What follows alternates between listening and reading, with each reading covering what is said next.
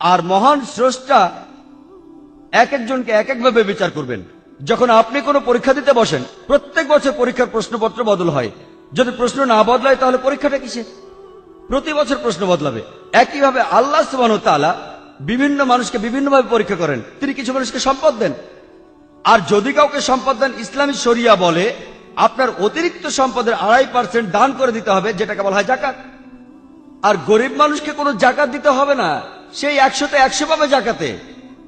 আর ধনী লোক, তাদের জন্য স্বর্গে যাওয়া খুবই কঠিন হয়ে যাবে। যীশু খ্রিস্ট বলেছেন ধনী লোকের পক্ষে স্বর্গে যাওয়া অসম্ভব, আর মহানবী সাল্লাল্লাহু আলাইহি ওয়াসাল্লাম বলেছেন এটা খুবই কঠিন ধনী লোকের পক্ষে সহজে বেহেশতে যাও। যদি আপনি ভালো করে দেখেন যে আল্লাহ সুবহানাহু ওয়া তাআলা আপনাকে যে সুযোগ সুবিধা দিয়েছেন তা দিয়েই আপনার বিচার করা হবে। যদি আপনাকে সম্পদ দেন তাহলে জাকাত দিতে হবে, যদি সম্পদ না থাকে কোনো জাকাত দিতে হবে না।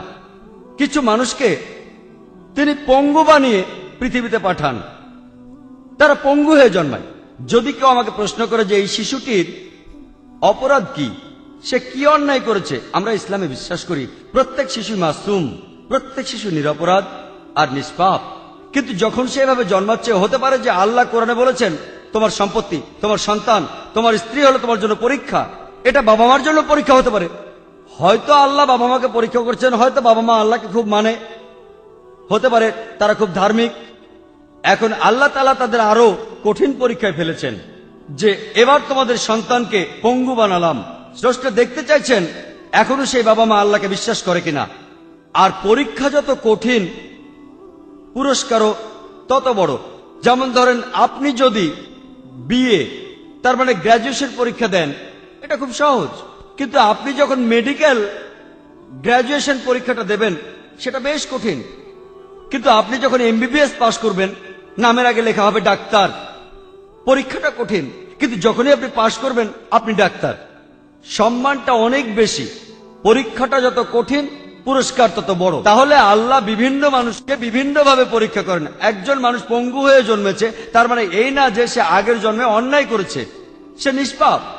সে যে পঙ্গু, এটা হয়তো তার বাবা মায়ের জন্য পরীক্ষা, হতে পারে এটা তার নিজের জন্যও পরীক্ষা। আল্লাহ তাকে পরীক্ষা করতে চান যে সে এখনো স্রষ্টাকে বিশ্বাস করে কিনা। আর এজন্য আল্লাহ কিছু মানুষকে গরিব বানান, তারা দরিদ্র হয়ে জন্ম নেয়। আবার কিছু মানুষকে ধনী বানান, কিছু মানুষ ভালো স্বাস্থ্য নিয়ে জন্মায়, আর কেউ পঙ্গু হয়ে জন্মায়। আল্লাহ বিচার করেন পরীক্ষার উপর ভিত্তি করে। চিন্তা করেন, 100 মিটার দৌড় প্রতিযোগিতায় কিছু লোক থাকে পঙ্গু, তারা 50 মিটার থেকে শুরু করে, কারণ হয়তো তার পায়ে সমস্যা আছে, আর এই কারণে সে শুরু করে 50 মিটার আগে থেকে। যদি আল্লাহ দেখেন যে কোনো মানুষের কাছ থেকে কিছু সুযোগ সুবিধা কেড়ে নেওয়া হয়েছে, তাহলে তিনি সেভাবেই বিচার করবেন। যদি পরীক্ষার প্রশ্ন কঠিন হয় তাহলে টিচার সহজভাবে খাতা দেখেন, আর যদি প্রশ্ন সহজ হয় তাহলে টিচার একটু কঠিনভাবে খাতা দেখে থাকেন। আর আল্লাহ তাআলা এক এক মানুষকে এক একভাবে তৈরি করেছেন, বিভিন্ন রঙে, বিভিন্ন ভাষায়, আলাদা আলাদা পরিবেশে। আর আল্লাহ সুবহানাহু ওয়া তাআলা যাকে যে পরিবেশ দিয়েছেন, যে সুযোগ সুবিধা দিয়েছেন, সেইভাবেই তার বিচার করবেন। আশা করি উত্তর পেয়েছেন। প্রশ্নটা হচ্ছে ইসলামের বিরুদ্ধে যে বইগুলো লেখা হয়েছে তা নিয়ে, যেটা অনেকে বিশ্বাস করে পুরো পৃথিবী জুড়েই যে আমাদের ধর্ম ভুল, আমাদের কোরআন ভুল, আমাদের নবীরা ভুল। আর এটা যারা বিশ্বাস করে তাদের মধ্যে অনেক খ্রিস্টান আছে যারা বাইবেল বিশ্বাস করে। বাইবেল যে নবীদের কথা বলছে, কোরআনও সে নবীদের কথা বলছে। যীশু খ্রিস্ট আমাদের নবী, মুসা আলাইহিস সালামও আমাদের নবী। তাহলে সন্ত্রাসী বলতে শুধু মুসলমানদের বোঝানো হয় কেন?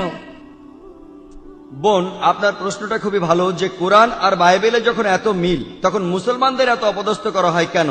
আমি আপনাদের আগেও বলেছি যে এই মৌলবাদী শব্দটা প্রথম ব্যবহার করা হয়েছিল প্রায় 100 বছর আগে আমেরিকার একদল খ্রিস্টানকে বোঝাতে।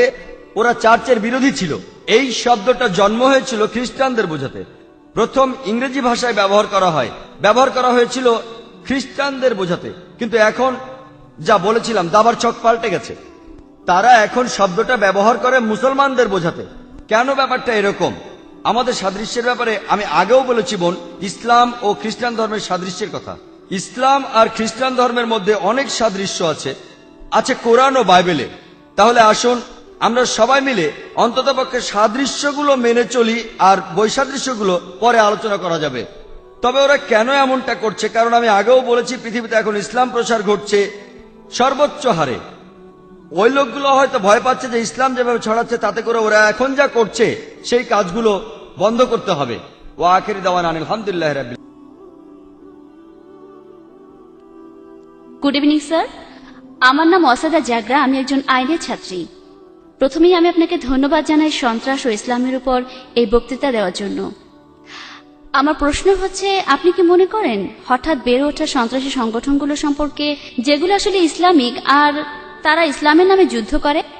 আর আপনি বলেছেন ইসলাম নির্দেশ দেয় যে নারী, শিশু, বৃদ্ধদের ক্ষতি করা বা হত্যা করা যাবে না, কিন্তু অনেক বোমা বিস্ফোরণ হয়েছে যেখানে নারী ও শিশুরা মারা গেছে। আপনি কি এটা সম্পর্কে কিছু বলবেন? Thank you. বোন, আপনি খুব প্রাসঙ্গিক প্রশ্ন করেছেন যে এটার কারণ কি সন্ত্রাসী সংগঠনের সংখ্যা বাড়ছে মুসলমানদের মধ্যে। অনেকগুলো বোমা বিস্ফোরণ, আর বিশেষ করে যখন ইসলাম বলে যে আপনি শিশুদের হত্যা করবেন না, এর কারণটা কি? আর এটা খুব সুন্দর একটা প্রশ্ন। ব্যক্তিগতভাবে বলছি, আবারও বলছি, ব্যক্তিগতভাবে আমি কোনো সাক্ষাৎকার নেইনি কোনো তথাকথিত 100% কট্টর সন্ত্রাসীর। তবে আমি কারণটা বলতে পারি, যুক্তি দিয়ে বলতে পারি কেন এই ঘটনাগুলো ঘটছে। প্রথমত, কিছু মানুষ হয়তো আসলেই নিরীহ মানুষের উপর অত্যাচার করছে। কিছু মুসলমান হতে পারে ভুল পথে চলছে, তারা হয়তো মানছে না কোরআনের নির্দেশ। যেমন প্রত্যেক গোষ্ঠীতেই কিছু কুলাঙ্গার থাকে, এদের মধ্যে একজন সন্ত্রাসী মানব ইতিহাসে। কে সেই লোক? সে হিটলার। সে হত্যা করেছিল 60 লক্ষ ইহুদিকে। তো আমি কি বলতে পারি খ্রিস্টান ধর্মের জন্য দায়ী? হিটলার খ্রিস্টান ছিল, তাই আমি বলতে পারি না যে যেহেতু হিটলার হত্যা করেছিল 60 লক্ষ ইহুদিকে, সেজন্য খ্রিস্টান ধর্ম দায়ী। সে একাই। যদি পৃথিবীর সমস্ত সন্ত্রাসী সংগঠনগুলো দেখেন, আমার সন্দেহ 60 লক্ষ হবে কিনা, কিন্তু হিটলার একাই মেরেছিল 60 লক্ষ। আবার দেখেন মুসলিনি তিনিও একজন খ্রিস্টান। তাই যেহেতু মুসলিনি হত্যা করেছে হাজার হাজার নিরীহ মানুষ, তার অর্থ এই না যে আমি খ্রিস্টান ধর্মকে এর জন্য দায়ী করব। তাই কুলাঙ্গার থাকতে পারে প্রত্যেক ধর্মেই, কুলাঙ্গার, ওরা নিজেদের মুসলমান বলতেই পারে, আর এটা ভুল হতে পারে। 2 নম্বর পয়েন্ট, এটা হতে পারে ওই লোকগুলো হয়রানির শিকার। যদি প্রশ্ন করেন, আজকে কোনো ইন্ডিয়ান দেশের স্বাধীনতার জন্য যুদ্ধ করছে না। আপনি কি দেখেছেন কোনো ইন্ডিয়ান স্বাধীনতার জন্য যুদ্ধ করছে? না। কিন্তু 100 বছর আগে অনেকেই করেছেন। তো আপনি যদি প্রশ্ন করেন, ভাই জাকের, কেন 100 বছর আগে অনেক ইন্ডিয়ান তাদের স্বাধীনতার জন্য যুদ্ধ করত? কারণ ব্রিটিশ সরকার ইন্ডিয়া শাসন করত। এই কারণেই মানুষ স্বাধীনতার জন্য যুদ্ধ করত। আজকে ব্রিটিশ সরকার চলে গেছে, তাই কেউ আর স্বাধীনতার জন্য যুদ্ধ করছে না। সেজন্য হতে পারে এই মুসলমানরা হয়রানির শিকার হয়েছে, তাদের উপর অন্যায় করা হয়েছে। আর এই ধরনের ঘটনা পৃথিবীর বিভিন্ন জায়গায় ঘটছে, যেমন প্যালেস্টাইন। যদি আপনি ইতিহাস দেখেন তাহলে আপনি সেখানে দেখবেন, যদি আপনি ইতিহাস ঘাটেন আপনি দেখতে পাবেন যে তারা আসলেই হয়রানির শিকার হয়েছে। আর যখন কেউ তাদের সাহায্য করতে আসেনি, তাদের যা ছিল তাই নিয়ে তারা মোকাবেলা করেছে। যেমন ধরেন সেই ঘটনা যা বাইবেলে লেখা আছে, ডেভিড আর গোলিয়াত, একটা পাথরে আনাপ ছিল। তাই দোষকার, দোষটা আমাদেরই, আমরাই দায়ী। কারণ আমরা এই সমস্যার মূল কারণ খুঁজছি না। যদি কোনো সন্ত্রাসী সংগঠন থাকে, আমাদের সেখানে গিয়ে দেখতে হবে, খুঁজে বের করতে হবে কি কারণে তারা সন্ত্রাসের পথ বেছে নিয়েছে। শুধুমাত্র এভাবেই সমাধান করা যেতে পারে। তাদেরকে হত্যা করে সমস্যার সমাধান করা যাবে না। আপনি একজনকে হত্যা করবেন, 10 জন আসবে। আমাদেরকে কি করতে হবে? পেছনে ফিরতে হবে, দেখতে হবে কারণটা কি, কোন কারণে আপনারা এই পথ বেছে নিয়েছেন। আমাদের খুঁজে বের করতে হবে মূল কারণ। এখানে উদাহরণ হিসেবে বলা যায় প্যালেস্টাইন। যখন হিটলার হত্যা করেছিল 60 লক্ষ ইহুদিকে, ইহুদিদের তাড়িয়ে দেওয়া হয়েছিল জার্মানি থেকে। আর তখন প্যালেস্টাইনরা বলেছিল, আহলান ওয়া সাহলান, তোমরা আমার জ্ঞাতি ভাই, চলে এসো, আমাদের সাথে থাকো। ব্যাপারটা এরকম যে এক অচেনা লোককে বললাম কোনো অসুবিধা নেই, আমার ঘরে থাকো। কয়েক বছর পরে সে আমাকে ঘর থেকে তাড়িয়ে দিল। আর আমি যখন চিল্লাপাল্লা শুরু করলাম ঘরের বাইরে গিয়ে যে এই লোকগুলো আমার ঘর দখল করে নিয়েছে, তখন আপনি আমাকে সন্ত্রাসী বললেন। আমি কি সন্ত্রাসী? আমি আশ্রয় দিয়েছিলাম এক অচেনা লোককে, শুধুমাত্র মানবতার কারণে আশ্রয় দিয়েছিলাম আমার ঘরে। কয়েক মাস পরে সে আমাকে তাড়িয়ে দিল, আমি বললাম ঘর ফেরত চাই, আপনি আমাকে বললেন সন্ত্রাসী। কাকে দোষ দেব? দোষ আমাদেরই, আমরাই দোষী। আমাদেরই খুঁজে বের করতে হবে এই সমস্যার কারণটা কি। সর্বশক্তিমান আল্লাহ আমাদেরকে বুদ্ধি দিয়েছেন, এমনকি এই শক্তিও দিয়েছেন সবাইকে একত্রিত করার। যদি আপনি মূল কারণটা দেখেন, আপনি জানবেন যে কেন একজন মানুষ মরতে চায়। কে মরতে চায়? কে মরতে চায়? যে মানুষটা বলে যে আমি নিজে তো মরবই, তাহলে কেন আর কয়েকজন সঙ্গে নিয়ে মরবো না? তাহলে আপনি যদি কোনো মনোবিজ্ঞানীকে প্রশ্ন করেন, তিনি বলবেন যে মূল কারণে যেতে হলে এই লোকগুলোকে জিজ্ঞেস করতে হবে কেন তারা এসব করছে। আর অনেক সময় আপনি দেখবেন যে এর পেছনে কোনো না কোনো কারণ আছে, আর কারণটা হতে পারে তারা হয়রানির শিকার হয়েছে, আর কিছু মানুষ হতে পারে আসলে সন্ত্রাসী। কেউ মানুষকে ভয় দেখে টাকার জন্য, কেউ খ্যাতির জন্য, কেউ রাজনীতির জন্য। তাই আমি একমত বোন, তবে বেশিরভাগই আমি মনে করি তাদের হয়রানি করা হয়েছিল। হতে পারে তারা মুসলমান, হতে পারে হিন্দু, হতে পারে খ্রিস্টান। একটা তীব্র প্রতিক্রিয়া দেখা দেবে যখন মানুষ আর সহ্য করতে পারে না, তার উপর যে অত্যাচার হচ্ছে, তখন সে প্রতিবাদী হয়ে ওঠে। আর মনোবৈজ্ঞানীয় বলেন, আমি একজন ডাক্তার, আমি বলতে পারি যে তারা শোধ নেওয়ার চেষ্টা করবে, এটা মানুষের স্বভাব। তাহলে একজন মানুষ যে একটা আঙ্গুলও উঁচু করতে চায় না, কেন সে একটা বন্দুক হাতে তুলে নেবে? কেন? তাহলে আমাদের কি করতে হবে? আমাদের মূল কারণ খুঁজে বের করতে হবে আর চেষ্টা করে সমস্যার সমাধান করতে হবে। এটাই একমাত্র উপায় সবার ভালোর জন্য, যে এই সন্ত্রাস নিরীহ মানুষের উপর বন্ধ করতে হবে, আর সব মানুষ যেন একসাথে থাকতে পারে এক জাতি হিসেবে। আমার নাম রবি কুমার, আমি একজন সফটওয়্যার ইঞ্জিনিয়ার।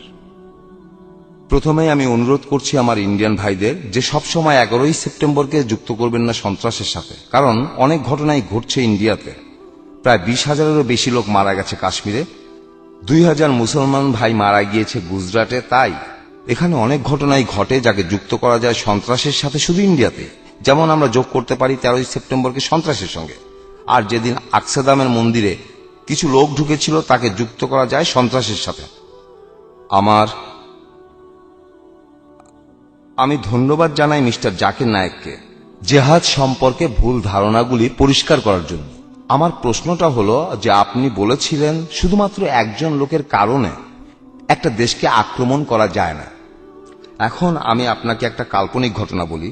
ধরেন আমি গেলাম কোন একটা আরব দেশে, আমি খুব বড় ক্ষয়ক্ষতি করলাম, আমি সেখানে লক্ষ কোটি মানুষ মারলাম, তারপর আমি ইন্ডিয়াতে চলে এলাম।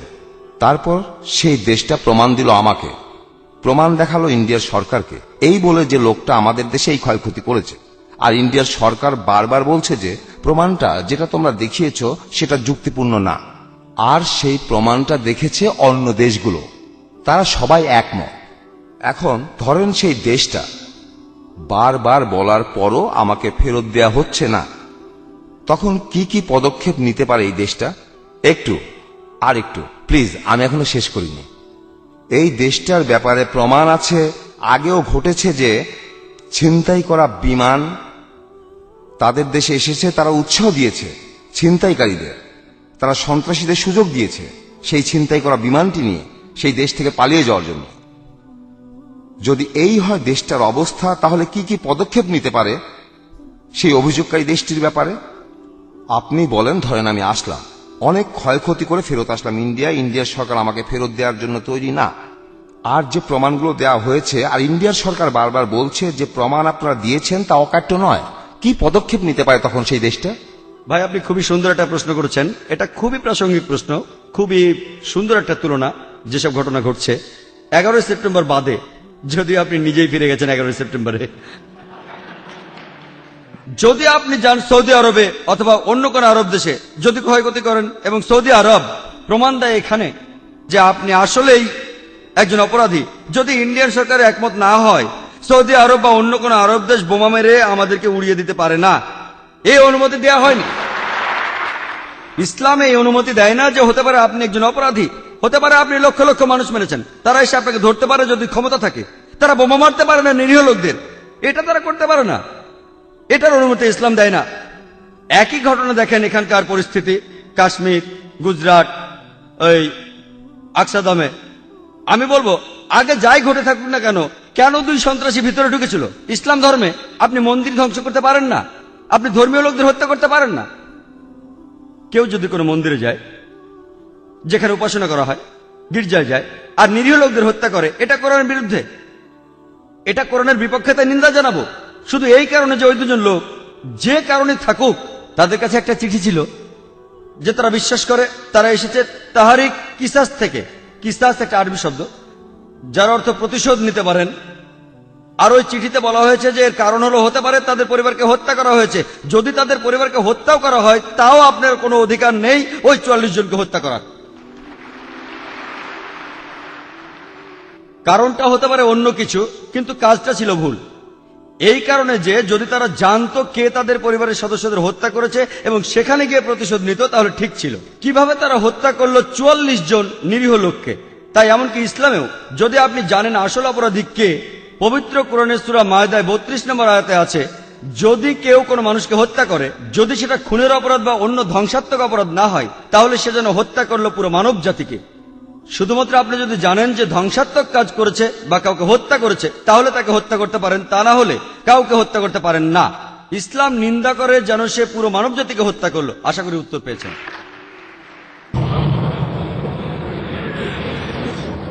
আসসালামু আলাইকুম ব্রাদার। ব্যক্তিগতভাবে আমি এই প্রশ্নটা করতে চাই।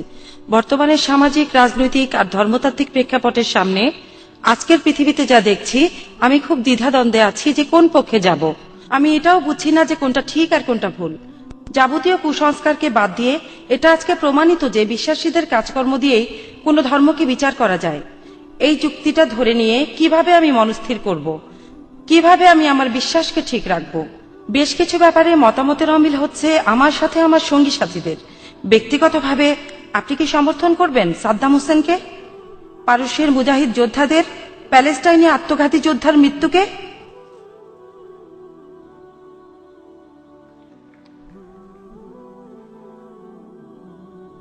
বোন, আপনি প্রশ্ন করেছেন পরস্পর বিরোধী দৃষ্টিভঙ্গি আর চিন্তা ভাবনা নিয়ে। তিনি জানেন না কোনটা তার জন্য ঠিক, কার সাথে তিনি একমত হবেন, কার সাথে হবেন না, কি করা উচিত। তিনি আমাকে প্রশ্ন করেছেন যে আমি সমর্থন করি কিনা যা ঘটেছে প্যালেস্টাইনি মুজাহিদদের, যা হয়েছে সাদ্দাম হোসেনের ক্ষেত্রে ইত্যাদি। বোন, আমি আগেও বলেছি অনেক ক্ষেত্রে এগুলো হচ্ছে রাজনীতি। আমি তাই বলি যে সবকিছুর একটা লুকানো কারণ থাকে, কারণ আসলে আমি অনেক দেশে ভ্রমণ করি। আবারও বলি, ঠিক না বলে আল্লাহ মালুম। আমি বলতে পারি না যে ব্যাপারটা এই, কিন্তু আসলে এটার কারণ হাতে গোনা কিছু লোক আর রাজনীতিবিদরা, আবারও রাজনীতিবিদরা। তাহলে রাজনৈতিক কারণেই কাউকে বানানো হচ্ছে কোরবানির গরু, আর এটাই কারণ যে তারা দেখতে চায় যে কাজ হচ্ছে তাদের পক্ষে। আমি একজন মুসলমান হিসেবে যদি আমাকে প্রশ্ন করেন যে আমি কি করব, যদি কেউ আমাকে প্রশ্ন করে, আমি শুধু সত্যটাই বলবো। যদি কেউ তাদের ক্ষতি করে থাকে, যদি কেউ তাদের হত্যা করে থাকে, অত্যাচার করে, এক্ষেত্রে যদি তারা মোকাবেলা করে তাহলে ঠিক আছে, তা না হলে তারা পারে না। আপনি আমাকে জিজ্ঞেস করেছেন কি ঘটছে কোন একটা বিশেষ ক্ষেত্রে, ওসামা বিন লাদেন বা সাদ্দাম হোসেন। আমি বলবো আমি পুরো ঘটনা জানি না, আমি ফতোয়া দিতে পারি না, আমি পারি না অভিযুক্ত করতে, কারণ আমি তাদের সাক্ষাৎকার নেইনি। মতামত দিতে হলে আগে সাক্ষাৎকার নিতে হবে। তাই আমি বলি আল্লাহ মালুম, আল্লাহ ভালো জানেন। আল্লাহ আমাকে কিয়ামতের দিন জিজ্ঞেস করবেন না যে ওসামা বিন লাদেন সন্ত্রাসী ছিল কিনা। আমি বলবো যদি সে কিছু ভুল করে থাকে, যদি সে নিয়ম নীতি ভাঙে কোরআন ও সুন্নাহর, তাহলে সে খারাপ। যদি সে নিয়ম না ভাঙে সে ভালো। এটার উপর ভিত্তি করে আমি পরীক্ষায় পাশ করব না। আমাকে কি পড়তে হবে? আমাকে পড়তে হবে কোরআন, আমাকে পড়তে হবে ধর্মগ্রন্থ। এই প্রশ্নের উত্তর দেবেন বিশেষজ্ঞরা যারা বিভিন্ন জায়গায় যান, আফগানিস্তানে গিয়ে সাক্ষাৎকার নেন ইত্যাদি। আর আমরা যেগুলো খবরের কাগজেও দেখে থাকি। আপনাকে বা আমাকে একজন মুসলমান হিসেবে সর্বশক্তিমান আল্লাহ তাআলা কিয়ামতের দিন জিজ্ঞেস করবেন না সাদ্দাম হোসেন যে একজন সন্ত্রাসী, সে ব্যাপারে কি তুমি একমত? আমরা বলতে পারি আল্লাহ মালুম, আমরা জানি না। আমরা তাদের সমর্থনও করি না, তাদের নিন্দাও করি না। যদি অকাট্য প্রমাণ থাকে একজন লোকের বিরুদ্ধে, কোন মুসলমানের বিরুদ্ধে যে কোনো কাজ করেছে যেটা প্রমাণিতভাবে কোরআনের বিপক্ষে, আমরা তাকে নিন্দা জানাবো। কিন্তু যদি প্রমাণ না থাকে, যেটা হলো আংশিক প্রমাণ, আমাদের থাকতে হবে নিরপেক্ষ। এটাই কোরআন বলে। আর আপনার বিশ্বাস দুর্বল হবে না বোন, আপনার বিশ্বাসের ভিত্তি হবে সেই সত্যি যা বলা আছে ধর্মগ্রন্থে। সবচেয়ে ভালো উপায় যেভাবে বিশ্বাস আনা যায় তা হলো কোরআন পড়া। আপনি কোনো খুঁত পাবেন না কোরআনে, আপনি পরস্পর বিরোধী কিছু পাবেন না কোরআনে। যদি আপনি আরবি ভাষা বুঝতে না পারেন তাহলে আপনাকে পড়তে হবে অনুবাদ। এই যে এই বইটি লিখেছেন আব্দুল্লাহ ইউসুফ আলী, আর এই অনুবাদটা বাইরের দোকানেও পাওয়া যায়। তাই বোন, আপনি যদি পড়েন কিভাবে জীবন ধারণ করতে হয় কোরআনের নির্দেশ অনুযায়ী, ইনশাআল্লাহ বিশ্বাস হবে মজবুত। আর বিশ্বাস করেন, আপনি মোটেও লজ্জা পাবেন না মূল নীতিগুলো মেনে চলতে ইসলামে। আপনার যদি যুক্তিবুদ্ধি থাকে তাহলে আপনি বুঝবেন কেন এই নীতিগুলো প্রণয়ন করা হয়েছে। আপনি বিশ্বাস করেন বোন, আমি ঘুরে বেড়াই পৃথিবীর বিভিন্ন দেশে, আমি কথা বলি, আমার মাথায় টুপি আছে, আমার দাড়ি আছে, আমি অনেক পশ্চিমা দেশে গিয়েছি, কখনো কোনো সমস্যায় পড়িনি। মাঝে মধ্যে কোনো মানুষ হয়তো প্রশ্ন করেছে, কিন্তু কোনো সমস্যা হয়নি। মানে কেন আমি ভয় পাবো সত্যি কথা বলতে? তাহলে যদি আপনার জ্ঞান থাকে ধর্মগ্রন্থ সম্পর্কে আর আপনার যুক্তি বুদ্ধি থাকে, আপনি গর্ববোধ করবেন। এমনকি আপনিও নিজেকে বলবেন আমার মতো, আপনিও নিজেকে বলবেন মৌলবাদী। আসসালামু আলাইকুম, আমি মোহাম্মদ ফজলুর রহমান আব্দুল্লাহ। স্যার, আমি বলতে চাচ্ছি 11ই সেপ্টেম্বর নিয়ে। আমি এ ব্যাপারে কিছু বলতে চাই। আমার প্রশ্নটা হলো যে আমি চাকরি করি HL এ। আমাদের দেয়া হয়েছে একটা হ্যান্ডবুক, যেখানে লেখা আছে দায়িত্ব আর কর্তব্য। হ্যান্ডবুকটার প্রথম পৃষ্ঠার উপর লেখা আছে ভগবদ্গীতার শ্লোক। আমি শ্লোকটা বলছি। यदा यदा हि धर्मस्य ग्लानिर्भवति भारत अभ्युत्थानम् अधर्मस्य तदात्मानं सृजाम्यहम् परित्राणाय साधूनां विनाशाय च दुष्कृता धर्म संस्थापनार्थाय संभवामि युगे युगे। তারা বিশেষ করে উল্লেখ করেছে যে परित्राणाय साधूनां विनाशाय च दुष्कृता। যদি আপনি চান রক্ষা করতে সত্যকে অথবা ভালোকে, আপনাকে দূর করতে হবে খারাপ জিনিসকে, অন্য কোনো উপায় নেই। ঠিক আছে, তারপর আমি বলছি ওই শেষের দিকের শ্লোকটা হলো যে धर्म संस्थापनार्थाय संभवामि युगे युगे। এর অর্থ হলো আমি সব যুগেই, ঈশ্বর বলেছেন যে আমি সব যুগেই পৃথিবীতে আসি, কিন্তু আমাদের বিশ্বাস হলো, আমার হিন্দু ভাইদের বিশ্বাস হলো আমি সব যুগেই পৃথিবীতে আসি। আমি বলবো মিস্টার জাকির নায়েককে এটার ব্যাখ্যা করতে, এই যে বিশ্বাসগুলো আমাদের আছে এগুলো ঠিক না ভুল। ধন্যবাদ। আমি আবারও অনুরোধ করছি দর্শক এবং ভলেন্টিয়ারদের, আমরা প্রশ্ন আশা করছি অমুসলিমদের কাছ থেকে, যাতে তাদের ভুল ভাঙাতে পারি। আর তারপর মুসলমানদের কাছে আসব, তারা তো অনেক অনুষ্ঠানে উপস্থিত থাকছেন। আমি চাইবো অমুসলিমরা বেশি করে প্রশ্ন করুন। আপনারা তো সুযোগ পান না, প্রত্যেকদিন ইসলামের উপর প্রশ্ন করার।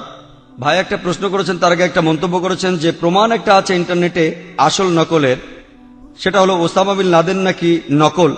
আবারও এই প্রমাণটাতেও সন্দেহজনক কিছু থাকতে পারে। তাই আমি এক পক্ষ নিয়ে বলছি না আপনি যে প্রমাণটা পেয়েছেন সেটা ঠিক, এই প্রমাণটাও কারো বানানো হতে পারে যে লাদেন আমেরিকার শত্রু। তাই আমি এই প্রমাণটা তো বিশ্বাস করি না। আপনাকে হতে হবে নিরপেক্ষ। আপনি কোনো পক্ষ নিয়ে বলতে পারেন না যে হ্যাঁ ভাই ঠিক বলেছেন, জানেন এই প্রমাণটা দিয়েছে আর এই প্রমাণটা কারো বানানো হতে পারে, যেমন ঘটেছিল তেহেলকাতে। আপনি জানেন তেহেলকা, সেই অডিও ক্যাসেট আর ভিডিও ক্যাসেট। তো এই সব কিছু মিডিয়ার মনোযোগ আকর্ষণের ফোন দিয়ে, আমি মিডিয়ার লোক, আমরা জানি, আমরা চাইলে সবকিছু বদলাতে পারি, খুবই সোজা। মিডিয়াতে কোনো কিছু বদলে দেওয়া খুবই সোজা। আমি দেখাতে পারি যে কথা আপনি বলেছেন সে কথা আপনি মিডিয়াতে কোনোদিনই বলেননি, এটা খুবই সোজা। মিডিয়ার কথা বাদ দেই, আবারও বলছি জানি না ঠিক না ভুল, আল্লাহ মালুম, কোথাও কোনো প্রমাণ নেই। আপনার প্রশ্নে আসি। ভাই যে উদ্ধৃতি দিলেন সেটা আছে ভগবদ গীতার 4th অধ্যায়ে। তিনি উদ্ধৃতি দিয়েছেন, তবে বলেননি কোথা থেকে। সেটা হলো ভগবদ গীতার 4th অধ্যায়। যখনই পৃথিবীতে অধর্ম হয়, অসত্য আসে, মিথ্যে আসে, অরাজকতা আসে, তখনই সর্বশক্তিমান স্রষ্টা পৃথিবীতে আসেন এবং গ্রহণ করেন মানুষের রূপ, অবতার। আর তিনি দেখেন যে অরাজকতা চলছে, যে বিপদ চলছে, যে বিশৃঙ্খলা চলছে পৃথিবীতে, তিনি সবকিছু বন্ধ করতে আসেন অবতার বা মানুষের রূপ নিয়ে। এটা ঠিক, আমরা কি একমত? পার্থক্যটা হলো যে আমরা বলি মুসলমান হিসেবে, আমরা মুসলমানরা কি বলি যে সর্বশক্তিমান আল্লাহ তিনি তার দূত পাঠান। যখনই মানুষ বিপদে যায় সত্য থেকে, তিনি দূত পাঠাতে থাকেন। যেমন পবিত্র কুরআনে সূরা রাদের 7 নম্বর আয়াতে উল্লেখ আছে যে ওয়ালিকুল্লি কওমিন হাদ। আল্লাহ আরো বলেছেন পবিত্র কুরআনে সূরা ফাতির 24 নম্বর আয়াতে মিন উম্মাতিন ইল্লা খালা ফিহা নাযীর। এমন কোন সম্প্রদায় নাই যাহার নিকট সতর্ককারী প্রেরিত হয় নাই। আমরা যা বলি তা হলো সর্বশক্তিমান আল্লাহ দূত পাঠান। যেমন আদম, মুসা, ঈসা, মুহাম্মদ সাল্লাল্লাহু আলাইহি সাল্লাম, তারা সবাই প্রেরিত দূত সর্বশক্তিমান আল্লাহর। হিন্দুরা বিশ্বাস করে অবতারবাদে, ঈশ্বর মানুষের রূপ নেন। আমরা বলি প্রেরিত দূত, তারা বলে ঈশ্বর মানুষের রূপ নেন। পার্থক্যটা এখানে। পার্থক্যটা হলো তারা বলে সর্বশক্তিমান ঈশ্বর পৃথিবীতে নেমে আসেন মানুষের রূপে। আমরা এতে একমত না, খ্রিস্টানরাও একমত না, ইসলাম একমত না। যে ব্যাপারে আমরা একমত কিছুটা মিল আছে, যদিও ব্যাপারটার মধ্যে অনেক পার্থক্য, তবে আমরা বলি যে সর্বশক্তিমান আল্লাহ দূত পাঠান। তারা আল্লাহর মনোনীত লোক, মানুষকে সত্যের পথে নিয়ে আসার জন্য। আর সর্বশেষ যে দূত পৃথিবীর বুকে এসেছেন তিনি হলেন মহানবী সাল্লাল্লাহু আলাইহি সাল্লাম। এবং আল্লাহ বহু গ্রন্থ পাঠিয়েছেন, আমি নাম ধরে উল্লেখ করতে পারি। যদি আপনি দেখেন সেখানে পাবেন ওল্ড টেস্টামেন্ট, নিউ টেস্টামেন্ট। আমরা মুসলমানরা বলি এটাই শেষ গ্রন্থ সর্বশক্তিমান আল্লাহর।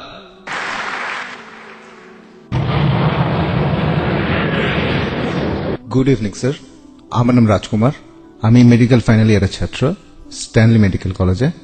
আমার প্রশ্নটা হলো, ইন্ডিয়ান মুসলমানরা কেন সবসময় ইন্ডিয়ান সিভিল কোর্টের বিরোধিতা করে? কেন ইন্ডিয়ার মুসলমানরা কমন সিভিল প্রসিডিওর কোর্টের বিরোধিতা করে? ধন্যবাদ। ভাই, আপনি খুব সুন্দর একটা প্রশ্ন করেছেন যে কেন মুসলমানেরা বিরোধিতা করে কমন সিভিল কোর্টের। ভাই, আমি কমন সিভিল কোর্টের পক্ষে, কিন্তু সেই কমন সিভিল কোর্টকে হতে হবে সবচেয়ে স্বচ্ছ, যেখানে ন্যায় বিচার পাওয়া যায়। আমি এর পক্ষে। এমনকি যদি ইন্ডিয়ার সমস্ত মুসলমানেরা এর বিরোধিতা করে, আমি ডাক্তার জাকির নায়েকের পক্ষে, এবং আমি তর্ক করতে রাজি, আমি কথা বলতে রাজি আছি, যুক্তির সাথে আলোচনা করতে, কোন নিয়মটা সবচেয়ে সেরা, কোন আইনটা সবচেয়ে সেরা, আর আপনারাই বের করেন যে আইনটা সবচেয়ে বাস্তবসম্মত, সেটা প্রয়োগ করুন। আমি এখানে বলবো যে সারা ইন্ডিয়াতে কমন সিভিল কোর্ট একটাই থাকুক। ক্রিমিনাল কোর্টও, শুধু সিভিল কোর্ট কেন, কমন সিভিল কোর্ট থাকুক, কমন ক্রিমিনাল কোর্টও থাকুক। কিন্তু আমাদের আগে ঠিক করতে হবে যে কোন আইনটা সবচেয়ে সেরা। যেমন একজন হিন্দু মহিলা আমাকে জিজ্ঞেস করেছিলেন যে কেন ইসলাম একজন পুরুষকে একাধিক স্ত্রী রাখার অনুমতি দেয়। আমি উত্তর দিয়েছিলাম এবং প্রশংসা পেয়েছিলাম। এই উত্তরে একমত হলে আপনাকে কমন সিভিল কোর্টে লিখতে হবে যে একজন পুরুষ একজনের বেশি স্ত্রী রাখতে পারবেন। আমরা জানি পৃথিবীতে মহিলার সংখ্যা পুরুষের চেয়ে বেশি। এর জন্য কোনো সমাধান নেই, কোনো ধর্মের সমাধান দেয়নি, যদিও কোনো ধর্ম বলে না যে মাত্র একটাই বিয়ে করুন, শুধুমাত্র কোরআন ছাড়া। আমি একটা উদাহরণ দিয়েছিলাম যে হিজাবের সঙ্গে ধর্ষণের সম্পর্ক। আমি উপমা দিয়েছিলাম যে সবচেয়ে কঠিন যে শাস্তিটা আমরা দিতে পারি, যে সর্বোচ্চ শাস্তিটা আমরা দিতে পারি, যার ফলাফল সবচেয়ে ভালো, যেমন ইসলাম বলে মহিলাদের হিজাব পরা উচিত। কোন পুরুষ কোন মহিলাকে দেখলে তার দৃষ্টি নিচু করবে, তারপরেও যদি কোনো পুরুষ ধর্ষণ করে সে সর্বোচ্চ শাস্তি পাবে, সেটা হলো মৃত্যুদণ্ড। আমি আমেরিকার পরিসংখ্যান দিয়েছিলাম যে 1990 সালে FBI এর রিপোর্ট অনুযায়ী 1756টি ধর্ষণ সংঘটিত হয়েছে প্রত্যেক দিন 1990 সালে। 1996 সালে US ডিপার্টমেন্ট অব জাস্টিসের রিপোর্ট অনুযায়ী 2713টি ধর্ষণের ঘটনা ঘটেছে প্রত্যেক দিন 1996 সালে, অর্থাৎ প্রতি 32 সেকেন্ডে একটি ধর্ষণ ঘটছে। আমরা এখানে যে 2 ঘন্টা ধরে আছি, আমেরিকায় 200-এরও বেশি ধর্ষণের ঘটনা ঘটে গেছে এই সময়ের মধ্যে। আমি বলছি যদি আপনারা ইসলামী শরিয়া মেনে চলেন যে যখনই কোনো পুরুষ মহিলার দিকে তাকাবে সে তার দৃষ্টি নিচু করবে, প্রত্যেক মহিলা ইসলামী হিজাব পরবে, পুরো শরীর ঢাকা থাকবে মুখ ও হাতের কবজি বাঁধে, তারপরও যদি কেউ ধর্ষণ করে সে সর্বোচ্চ শাস্তি পাবে। আমি একটা প্রশ্ন করছি, ধর্ষণের হার কি তাতে বাড়বে, একই রকম থাকবে নাকি কমে যাবে? এটা কমে যাবে, এটাই বাস্তব আইন। আর আপনারা দেখবেন একটা অনুষ্ঠান দেখিয়েছিল বিবিসিতে, যেখানে বলা হচ্ছিল নাইজেরিয়া সম্পর্কে। তারা ইসলামী শরিয়া প্রয়োগ করেছিল, ধর্ষণের শাস্তি মৃত্যুদণ্ড, আর তখনই ধর্ষণের ঘটনা সেখানে কমে গিয়েছিল। পৃথিবীতে সবচেয়ে কম ধর্ষণের ঘটনা ঘটে সৌদি আরবে। আমি সৌদি আরবের পক্ষে বলছি না, তবে যেটা ভালো তার প্রশংসা করা উচিত। আমি অভিনন্দন জানাই LK আদভানিকে। আমার মনে পড়ছে কয়েক বছর আগে 1999 সালে অক্টোবর মাসে তিনি একটা বিবৃতি দিয়েছিলেন স্বরাষ্ট্রমন্ত্রী হিসেবে যে মৃত্যুদণ্ডই হবে একজন ধর্ষকের শাস্তি। তাকে অভিনন্দন জানাই, তিনি ইসলামের কাছাকাছি এসে গেছেন। হয়তো এর পরে স্বরাষ্ট্রমন্ত্রী বলবেন যে সব মহিলাদের হিজাব পরা উচিত। হ্যালো, আসসালামু আলাইকুম। আমার নাম ইয়াসির ফাহামি, আমি এসেছি ইরান থেকে। আমি যেটা জানতে চাই, আপনি নিশ্চয়ই সালমান রুশদির স্যাটানিক ভার্সেস পড়েছেন। একজন মুসলমান হিসাবে কেউ বইটা পছন্দ করবে না। আপনি কি মনে করেন যে ইমাম খোমেনি যা করেছিলেন তিনি কি ফতোয়াটা দিয়ে ঠিক করেছিলেন? এটাই আমার মূল প্রশ্ন। ইমাম খোমেনি যা করেছিলেন ফতোয়া জারি সালমান রুশদির বিরুদ্ধে, সেটা কি ঠিক ছিল? আপনি প্রশ্ন করেছেন সালমান রুশদি সম্পর্কে ইমাম খোমেনি যে ফতোয়া জারি করেছিলেন সেটা ঠিক ছিল কিনা। আমার প্রশ্ন হচ্ছে কেন ইমাম খোমেনি ফতোয়া জারি করলেন 1 বছর পরে? যে দেশ সবার আগে সালমান রুশদির স্যাটানিক ভার্সেস নিষিদ্ধ করেছিল সেটা ইন্ডিয়া। আর আমি এই কাজটার জন্য রাজীব গান্ধীকে অভিনন্দন জানাই। কেন ইমাম খোমেনি সালমান রুশদিকে হত্যা করার ফতোয়া দিলেন 1 বছর পরে? কারণ তাকে নিয়ে কোনো খবর হচ্ছিল না। সবই রাজনীতি, রাজনীতির খেলা। আপনি যদি ফতোয়া দিতে চান আপনি সেটা দেবেন। বইটি পৃথিবীর বিভিন্ন দেশে সমালোচিত হয়েছে, অনেক দেশ নিষিদ্ধ করেছে, আর তিনি ফতোয়া দিলেন তাকে হত্যা করতে হবে। ঠিক না বেঠিক সেটা পরের কথা।